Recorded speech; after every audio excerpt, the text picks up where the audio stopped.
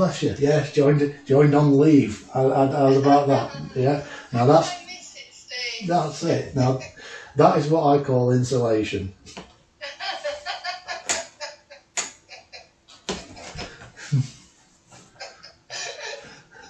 Welcome to this last part. This is sort of the closing aspect of it, and I hope you're all feeling moderate.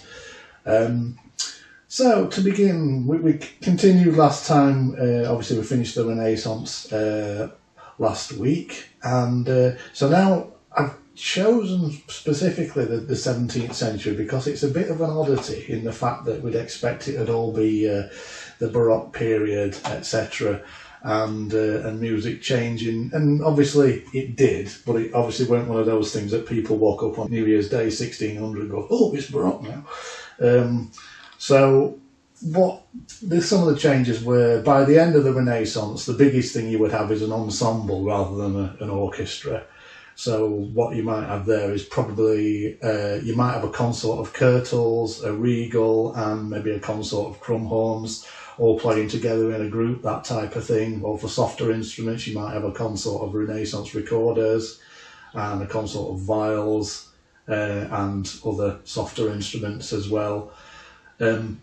So the strange thing that sort of happened is all these big things were kind of happening at the top. Like I'd said, sort of the vials were more sort of gentry kind of instruments rather than, you know, Joe Smith would have violins, and the sort of musical styles didn't really seem to affect the guy on the street musician, etc. So a lot of, say, especially in the 17th century, a lot of the what sounded like Renaissance music and dances and jigs didn't really change much in this particular. It's a bit like when on Blackadder II, lots of Blackadder references in this, where Blackadder's teaching Baldric to add up 2 beans and 2 beans equals some beans, and he'd said to you, Baldric, the Renaissance was just something that happened to other people, wasn't it? And that's actually quite true, because it was all this wonderful new ways of thinking, this humanism and all this kind of thing. It didn't really affect Joe Smith at all. It all kind of happened in court. So I'm picking an example from one of the street musicians. This is someone known as Thomas Ravenscroft. He was the one that obliged us with the song Three Blind Mice. But this particular song, it's, how can I describe it? It's almost got a sort of a punk ethic to it. And there's about 50 verses, so I'm not going to play all of them. But it's definitely got this. It's called, A Good Misfortune. So plenty of innuendo in there, but the point of the song, it never actually says a rose with any other name outright. So here's a street musician song from the 17th century, performed by City Waits, who are based in Leeds. Can you hear that okay? Good. I'll tell you a tale no stranger than true of a fa-la-la-la-la-lero. The sport hunt is old, but the sonnet is new. 'Tis a fa-la-la-la-la-lero.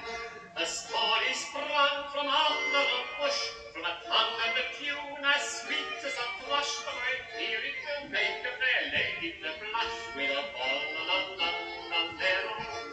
Nay, do not turn your faces away with a fa-la-la-la-la-lero. 'Tis nothing that can your virtue betray with a fa-la-la-la-la-lero. Let not your fancies look as quaint. The author would never have put it in print if there had been any uncivil word in with a fa-la-la-la-la-lero. I tell you no stories of battles and fights with a fa-la-la-la-la-lero. Of wonders or monsters or goblins or sprites with a fa-la-la-la-la-lero. Nor yet of a thief the guttery free. I do not intend your spirits to grieve. My story's as old as Adam and Eve with their fa-la-la-la-la-lero. I went for a walk one evening time with me fa-la-la-la-la-lero. Me fancy did lead me down by the woodside with a fa-la-la-la-la-la-lero. 'Twas in the prime of all the spring, which giveth delight to everything. I saw a maid listen, I hear a man sing with his la-la-la-la-la-lero. That tempting dressings that she was in with a fa-la-la-la-la-lero. Who thou seduce, and you sent to sing with his fa-la-la-la-la-lero. She was a fair and lovely maid. Yeah, so I think you get the general idea. Slight sort of punk ethic to a 17th century song there. Okay, well, we'll just move on to some a bit less sus. During the Baroque period, we're now talking about the Baroque vials. Now, I spoke of the Renaissance vials last week. Obviously, the point being that they're not the predecessor to the violin because, yeah, unlike the violins, these had frets, they had 6 strings. The Renaissance vials had a very sort of wiry sound and a straight sound. Similar sort of thing with the Baroque vials, but the difference is with the Baroque vials, they, apart from being more decorated, because that was typical of the Baroque period, was they actually had a sound post and a bass bar carrying the sound to the heart of the instrument, which projected it a lot more. Unfortunately, this period was the time when the vials sort of demised, because the Baroque orchestra was beginning to get the modern violin family, such as your first violin, second violin, viola and cello.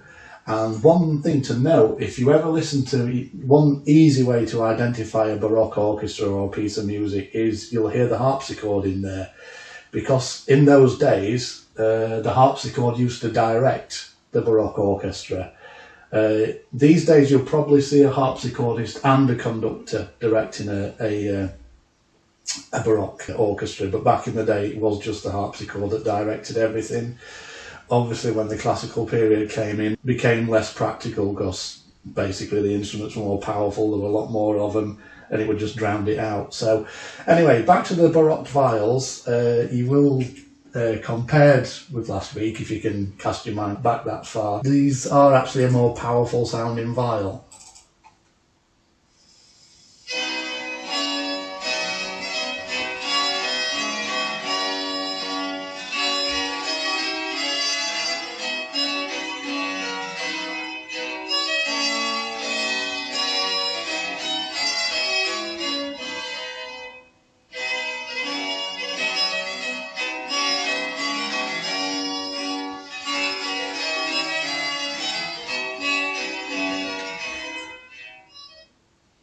So there, a very brief example.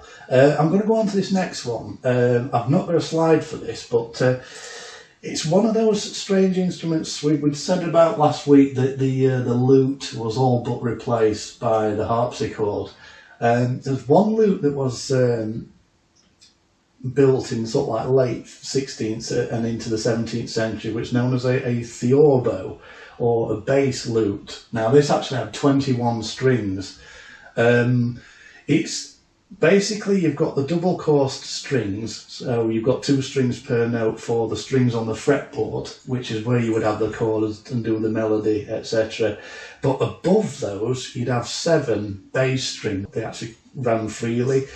Each of those was tuned to a different part of the octave, so you get down to a lower G on a bass, on the bass notes. So there's a guy in America who's bought one of these recently, and because they can be still made from early music shops. I think, what did he pay? $13,000 for one of these things.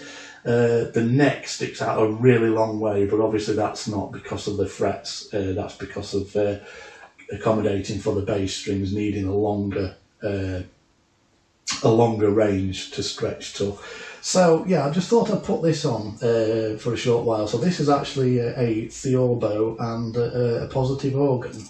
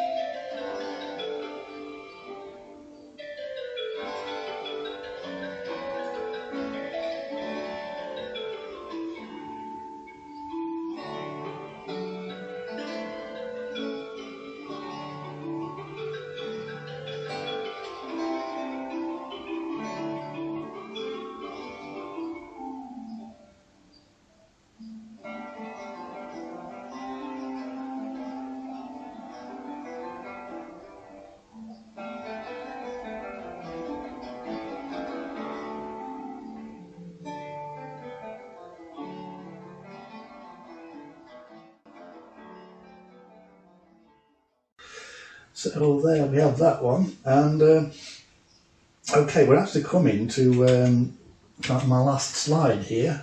So this one is obviously, like I say, it's a lot quicker than the other parts. This is just about instruments that have survived over all this time, or for a good deal of time. The first one is the rebec. You remember the from the Middle Ages, the three sort of stringed bowed instrument. This, obviously from about the 10th century, this began in its time in Europe, and it survived right up until the 19th century, in the sort of post-classical sort of period, in the fact that a conductor would probably have one of these hidden in his cloak, and what he'd say is when he wanted to illustrate how something was played, he'd just like get the rebec out from his cloak and then play that little bit of a melody. Another instrument that survived was, until about the 19th century, was the shawm, and again that was similar sort of thing around about the 10th century, arriving in Europe. These were played by people called waits. Every town had waits. These are W-A-I-T-E-S. And what these were supposed to do is maintain order in a particular town or village, etc. So when you heard such as a shawm or a Rausch fifer being played, that usually meant that everything was now secure in that particular area. But yeah, certainly the shawm survived till the 19th century in that sort of fashion. We didn't obviously stopped having weights in the 19th century, etc. The great bass vial. We spoke about vials usually having 6 strings. There's about 6 sizes. The usual ones that might have been in the court of Henry VIII, etc., would have been the treble, tenor, and bass vials, all having 6 strings. There were a couple of others that occasionally popped up. One I think was known as the alto vial, another one called a division vial. I'm not sure what that one's purpose is, because I think divisions is a classical term that I don't understand. But the great bass vial, 3 or 4 strings, a massive instrument, especially imagining how small people were then. I've seen a picture of those where it was literally held at something like a 30-degree angle with the biggest bloke they could find actually playing this instrument. But it's arguable whether this has survived to this day as the double bass. If you look at the violin, viola, cello, and then you look at the double bass, it's made from a different type of wood and it has shoulders. So it is arguable whether the great bass viol has survived from the 15th century or the 16th century right up until this day. And another instrument, this is an honourable mention, this is not an instrument that was done in the Renaissance or the Middle Ages. This is the Forte Piano. Now, you may be aware that the term piano is actually a musical term.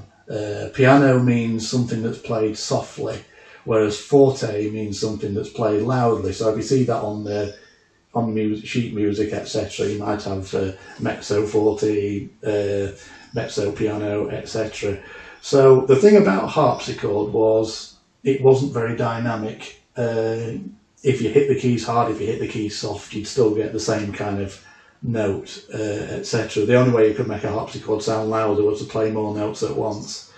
So round about 1780, the forte piano was invented with a French translation of hawking, hawking, hawking, haw, which translated as a harpsichord with hammers.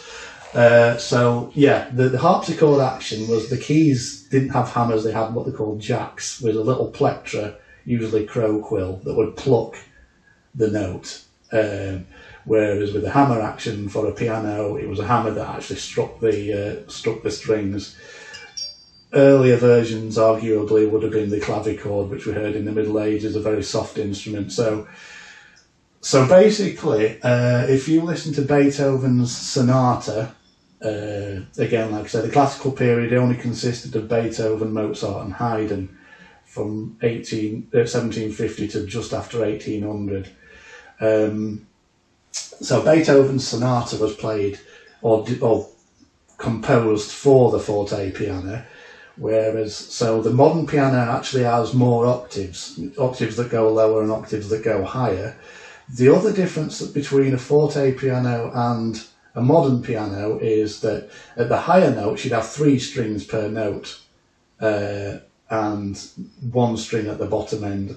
Similar with the forte piano, you'd have 1 string at the bottom end, but a total of 2 strings per note at the higher. So I'm just going to put this example on, and then after that we'll just close on any questions, etc. So I won't end the call, but I'll just put the example of the forte piano on.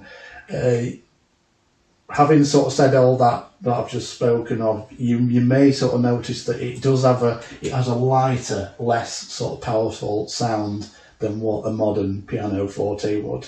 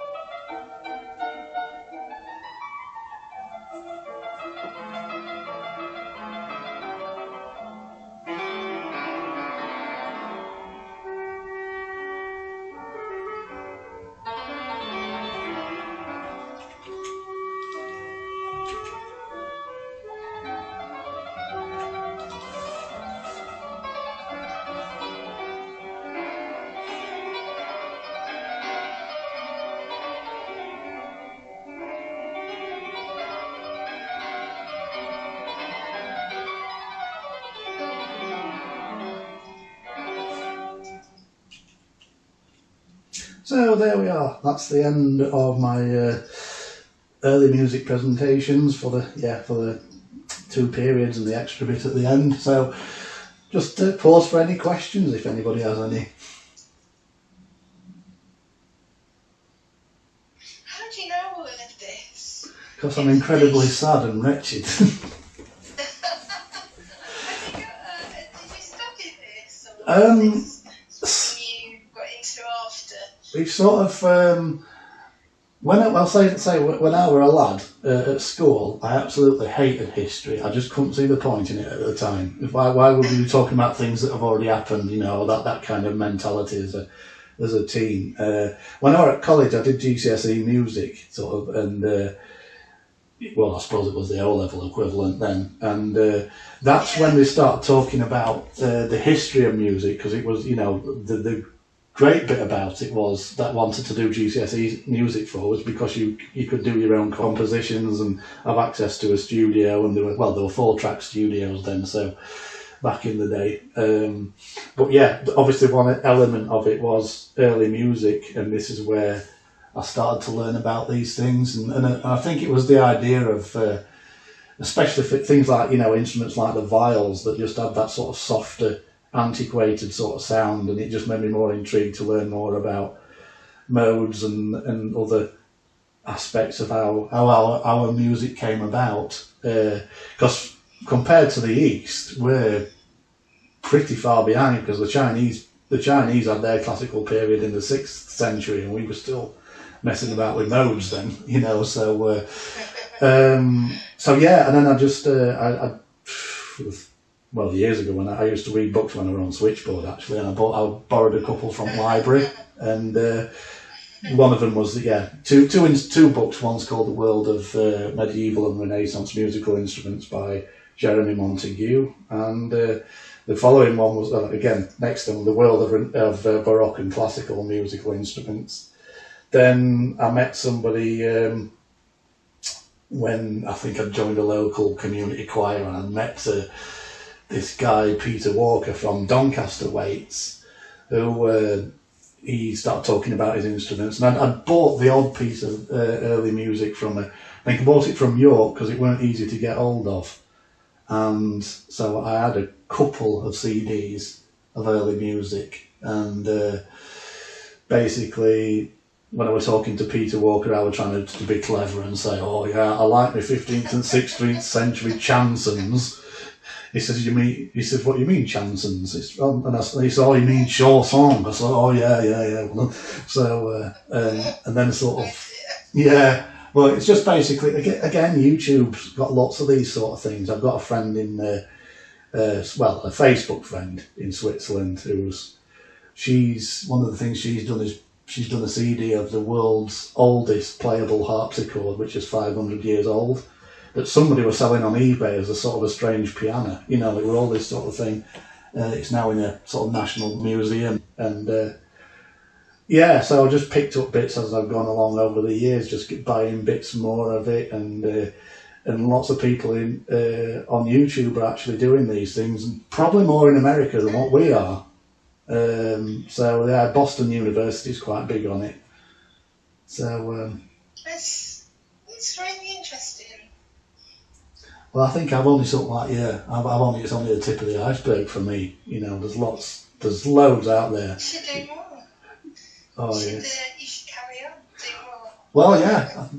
I mean, if anybody's up for it, like I say, I would do. You know, if they're interested, you know, I don't mind doing these on my lunch times, and obviously outside of work might be able to figure something out on FaceTube. So, well, I think it's been great, Steve. It's been really interesting. And if you're doing any more sessions, I'll be up for that. So here's a random fact.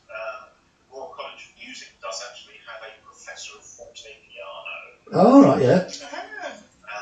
Who I know. You don't, do you? Very, very, very, very slightly.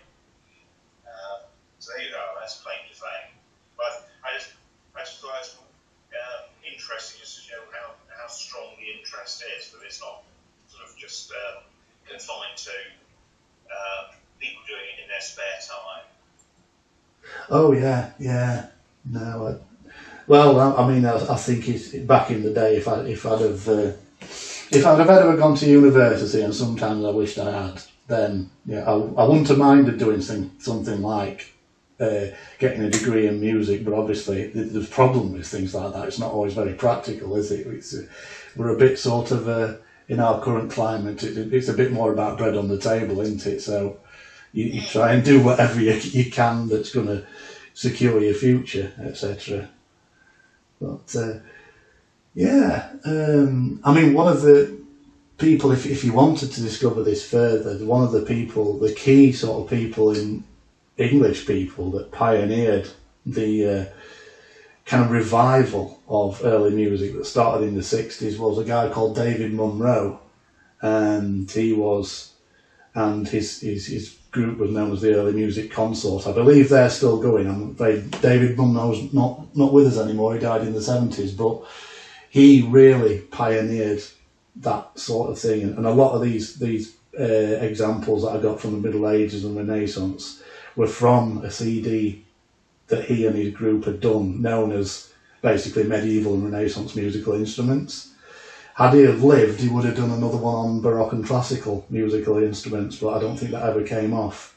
But yeah, you can. I mean, going into a high street shop and asking for stuff like this, you're not going to get much of a, you know. I mean, there's a group called Trio Medieval, this Norwegian trio, and I went into I can't remember if it was, well, one of the high street shops, and I said to have you got anything by Trio Medieval? He went, Three Armageddon, what?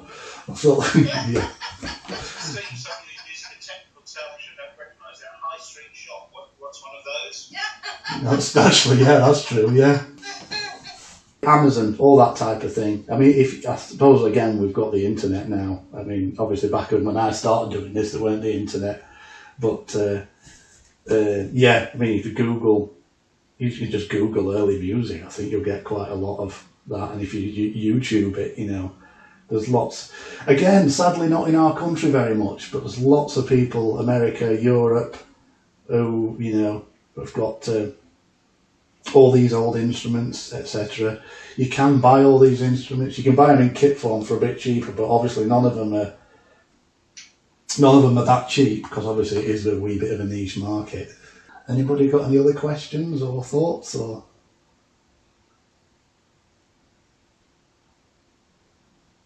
No, not at the moment. No. Well, thank you all for your time. Yeah, I'm glad you've enjoyed it. You know, it's makes me feel enthused to carry on with it. You know what I mean? 'Cause it obviously is quite a sort of a rare subject, and obviously people might think it's boring or whatever, but hopefully it's not been too boring. Hopefully my Yorkshire Doric has maintained given a bit of a street cred there as well. No, it wasn't boring at all. It was really interesting. Thank you. That's super. Yeah, thanks, Steve. Okay, that's brilliant. Thanks a lot, everybody. Yeah, thank you. Really thoroughly enjoyed it. Thank you so much. Smashing again. Yeah, pass it on if you think other people are going to be interested. Yeah, that's brilliant. Okay, right. I'm going to warm my pasty up now. So take care, everybody, and nice talking to you all. Bye, Cheers. everyone. Bye. Bye.